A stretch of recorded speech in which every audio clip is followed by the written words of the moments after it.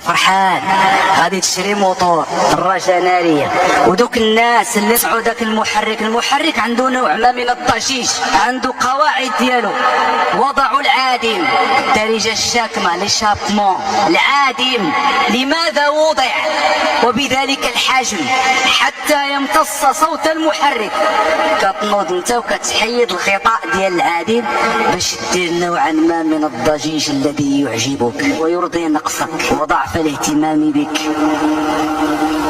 وتمر في الشارع امرأة نعست الوليد ديالها، واحد مسكين مريض يلاه دخلت واحد شوية النعاس وتفزعه.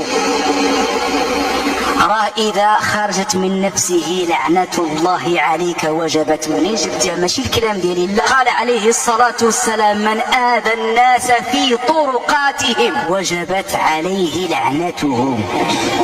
ما معنى وجبت عليه لعنته؟ إذا لعنك أحدهم فقد وجبت.